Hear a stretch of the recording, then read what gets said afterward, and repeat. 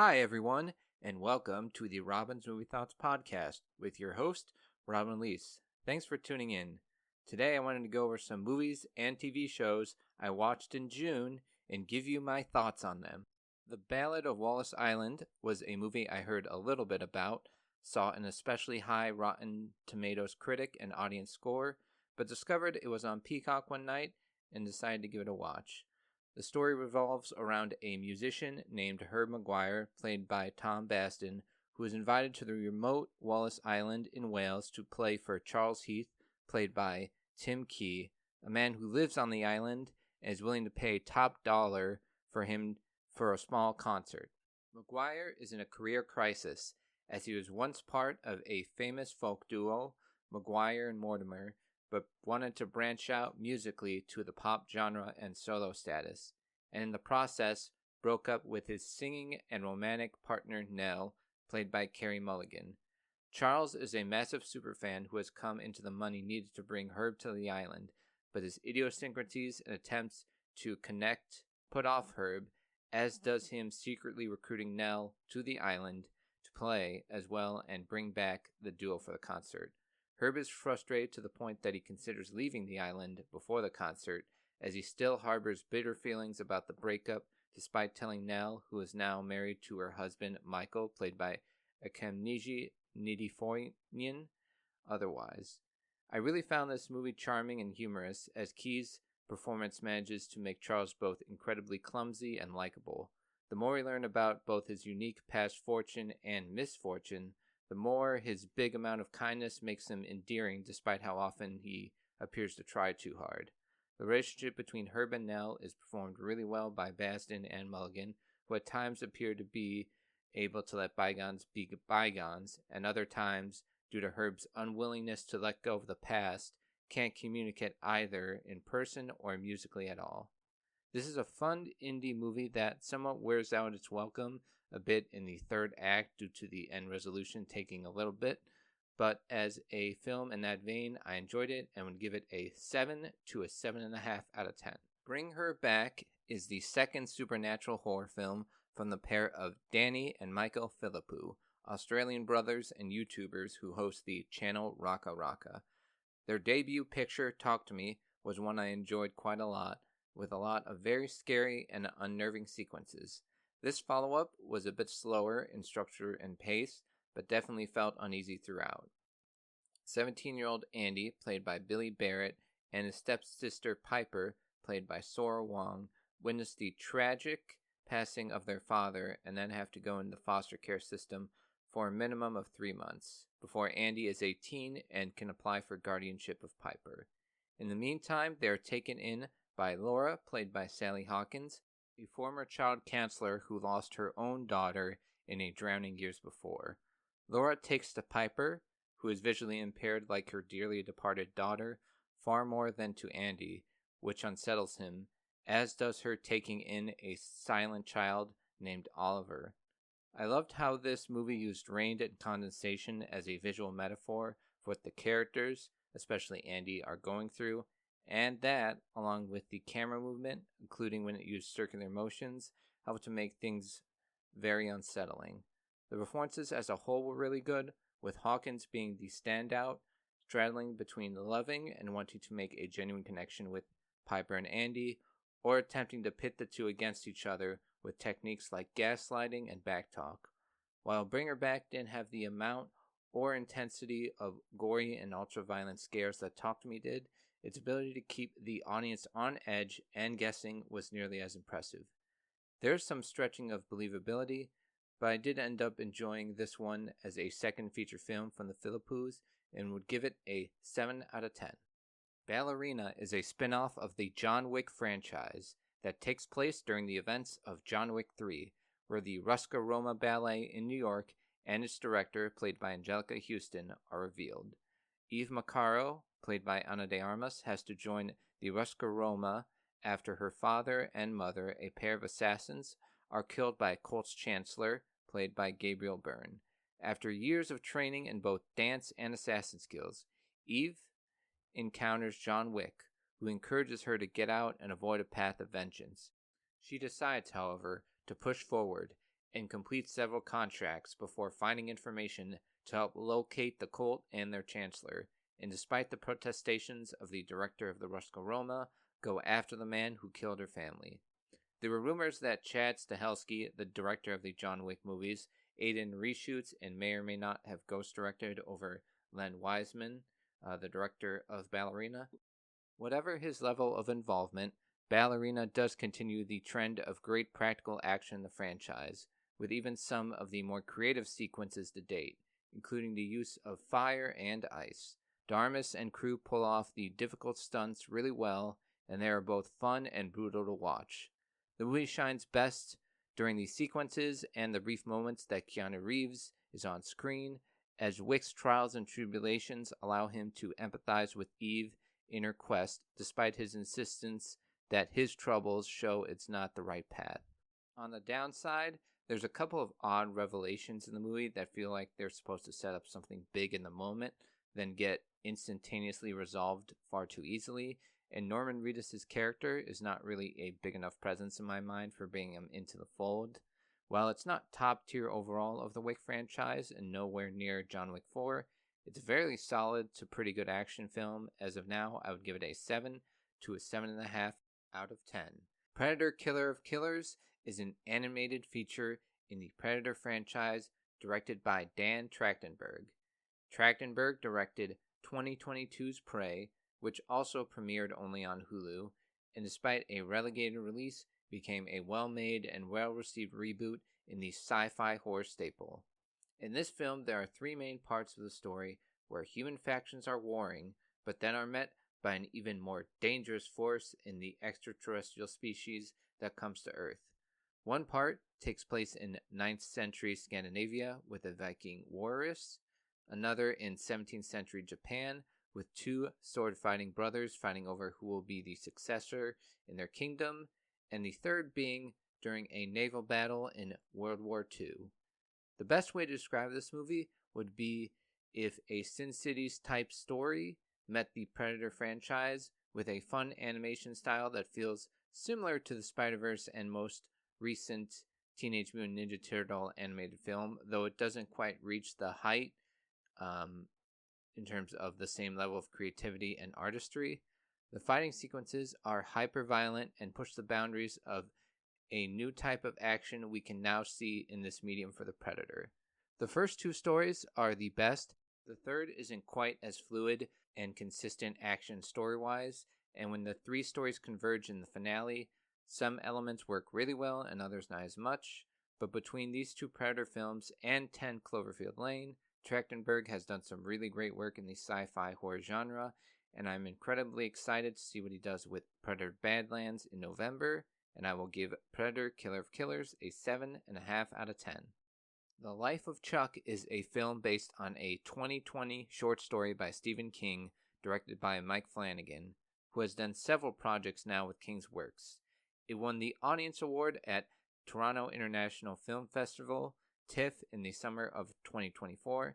I was very excited to see it at the Little Theater in Rochester for its opening in mid-June. As I do with most films now, though it's harder to do with some than others, I wanted to go in as completely blind as possible and didn't know it was a story told in an unorthodox way until the presentation before the film stated so. As it turned out, it was told in reverse chronological order, Act 3 to Act 2 to Act 1, and followed the life of Charles Krantz, played by Tom Hiddleston as a 39-year-old, Jacob Tremblay as a 17-year-old, Benjamin Palek as an 11-year-old, and Cody Flanagan, the director's son, as a 7-year-old. The cast is loaded with big names and also is littered with performers who have collaborated with Flanagan on plenty of projects, including Tremblay, Rahul Kohli as a doctor, Flanagan's wife, Kate Siegel, as a teacher, and Carl Lumbly as a mortician. The best performances for me were Hiddleston as the adult Chuck, as the dance scene in Act 2 and his ability to both put on a brave face while also appearing to deal with dark and complex emotions that Chuck is dealing with were really the most intriguing thing going on for me. Mark Hamill as Chuck's grandpa Albie was another great performance I enjoyed.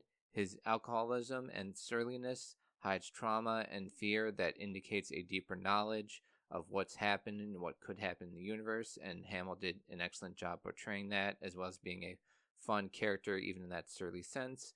And Mia Sara, who was Sloane Peterson in Ferris Bueller's Day Off and returns from her acting hiatus since 2013, and she plays Chuck's grandma Sarah, who introduces him to dance and whose infectious energy is a great counterbalance to Hamill's Albie.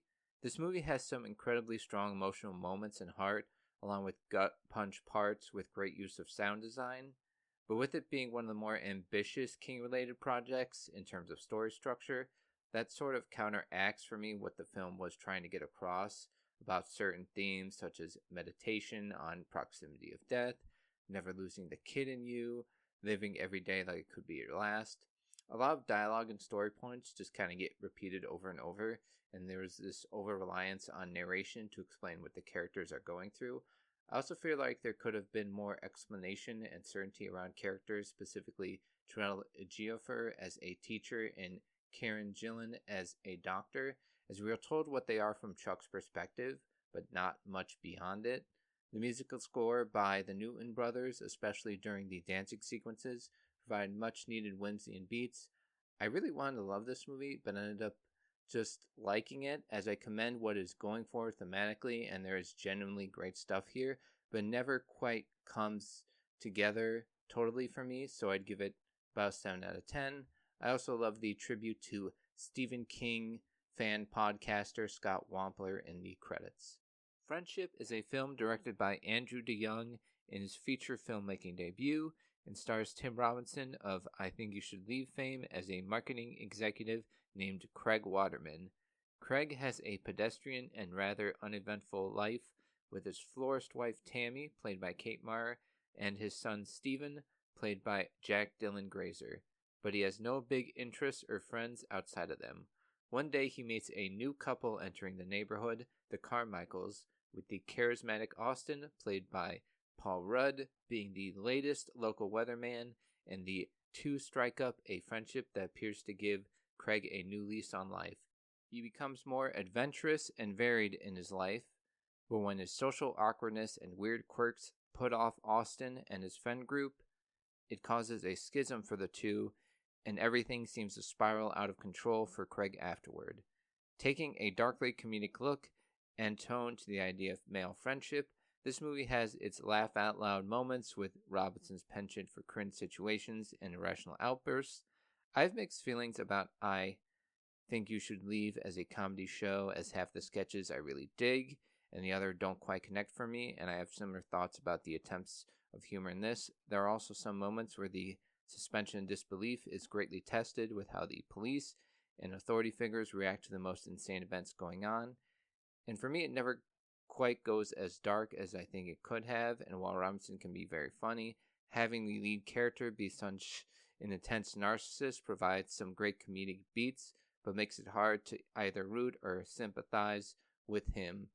Filmmaking-wise, I do like the clever use of zoom, and the musical score by Keegan DeWitt is a lot different from most comedies, using a lot of chorus and operatic sounds to make certain scenes feel more atmospheric. Overall, I came away from this movie feeling like the best comedy in years talk was a little much, and I wish I had similar sentiments, though I found enough to enjoy from it to give it a 6 out of 10. 28 Years Later is the third film in the franchise, after 2002's 28 Days Later and 2007's 28 Weeks Later. Director Danny Boyle returns to helm this installment, as he had no involvement in 28 Weeks Later. The first film was on a smaller budget of about $8 million and used DV tape cameras to create a grainy film aesthetic that contributes to the post-apocalyptic, quiet world that the movie took place in, and in rewatching it, it's so well crafted and makes use of its limited resources and ages remarkably as one of the better infected/zombie related works of art in the genre. 28 Weeks Later is more of a typical zombie horror thriller that has a great opening chase scene with the theme from the original, but otherwise doesn't do all that much special. The beginning of 28 Weeks Later establishes that Great Britain remains under quarantine due to the rage virus, yet to be fully contained, not acknowledging many, if any, events from 28 weeks later. And it takes place in a remote island with a new batch of characters. 12-year-old Spike, played by Alfie Williams, has now reached the age where his father, Jamie, played by Aaron Taylor Johnson, feels comfortable going from their village across the sea to the mainland to learn how to hunt and kill the infected. His mother, Isla, played by Jodie Comer, does not approve, although she is bedridden and unable to be fully present due to a mysterious illness. The victims of the rage virus have now adapted and mutated to become even more formidable foes in various shapes and sizes, and done so with pristine practical effects. On this hunting trip, Alfie learns how to effectively use the crossbow and gets a sense of the imminent danger. However, he sees an opportunity to potentially heal his mother, and despite the protests of his father and others in the village, decides to take her with him in an attempt to find a cure. The temptation for Boyle and screenwriter Alex Garland, who both did the first film 28 Days Later, would have been to make a straight-up sequel with the same group as the original and make it action-heavy. While there's plenty of hyper-violent and gory scenes, creatively shot with iPhone and iPhone camera rigs, with tension and horror throughout, this movie has several layers to it. Initially, it is a survivalist movie with Spike and Jamie, with parallels to how this outbreak has reduced a modern society to medieval life and warfare, but then the point of view switches to one where Spike's coming-of-age tale instead comes as a result of going with his mother and trusting her and his compassion, even in especially brutal circumstances. There's even a meditation of the finality yet beauty of death that in a movie with incredibly graphic and kinetic violence somehow never feels out of place. The cinematography by Anthony Dodd Mantle, who has collaborated with Boyle before, along with Lars von Trier, is insanely gorgeous, with remarkable landscape shots, point-of-view shots, unique kill shot angles, and some incredible imagery, a night sky backdrop being one in particular. I do wish in a couple scenes with awe-inspiring visuals that the CG would have been better, as even with okay CG, the scenes would have been near perfect. But unfortunately it stuck out like a sore thumb in those sequences. The smaller main cast means there's a heavy reliance on their performances, and they all knock it out of the park. Spike's growth in a cruel world is portrayed phenomenally by Alfie Williams, as you never question his ability to work alongside seasoned vets in the industry as the lead of a big-budget film. He wears his emotions on his sleeve and is never once a weak point. Aaron Taylor Johnson is great as a father who loves his family, but is dealing with very dark and complex feelings about what is best and what are the best ways to keep them safe, and also deal with his own demons. Comer has to make Isla shifts in mood and alertness look as real and convincing as possible, and she does so without batting an eye. Not saying much about Ralph Fiennes' character overall, but it is once again a masterclass by him, though in an unexpected way, and that's all I'll say to avoid any sort of spoilers. The musical score by the Young Fathers, a progressive Scottish hip-hop band, is absolutely transcendent at points, evoking classical music themes, but also having a fast-paced energy in the infected horde scenes. There is a clever use of the Boots poem from 1903 by British writer Rudyard Kipling in one track where Jamie and Spike first cross the causeway, and there is a musical track called Causeway, which is among my favorite pieces of music I've listened to for a film so far this year. 28 Years Later is a Danny Boyle film through and through, with its frenetic editing and bizarre shot choices contributing to a vivid and unique experience that, while not perfect, is going to go up there with my most fun theater trips of the year thus far. For now, I'd give it an 8 to an 8.5 out of 10. Alto Knights is a biopic surrounding the dispute between 1950s crime bosses Vito Genovese and Frank Costello, and is currently streaming on Max.